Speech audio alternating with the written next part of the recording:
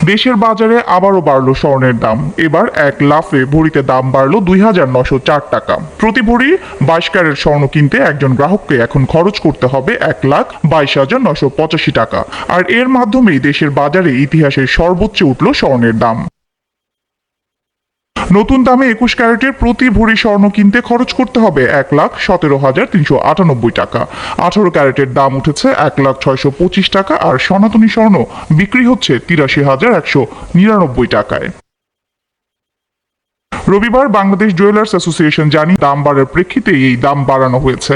ব্যবসায়ীরা বলছেন, দামের লাগাতার ঊর্ধ্বগতির কারণে গত ৩ বছরে দেশে মূল্যবান ধাতুটির বিক্রি কমেছে ৪০% বেশি। দাম বাড়তে থাকায় শৌখিন এই ধাতুটির ব্যবহার উল্লেখযোগ্য হারে চলে গেছে স্বর্ণ।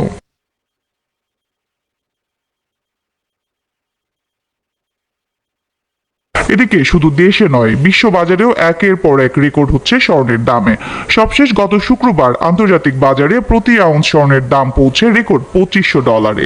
যুক্তরাষ্ট্রের কেন্দ্রীয় ব্যাংক ফেডারেল রিজার্ভ সেপ্টেম্বরে সুদ হার কমাতে পারে এ আশায় ডলারের বিনিময় হার কমেছে।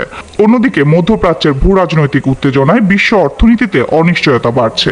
সব মিলিয়ে স্বর্ণে বিনিয়োগ বাড়ার প্রভাব পড়েছে মূল্যবান ধাতুটির বাজারে।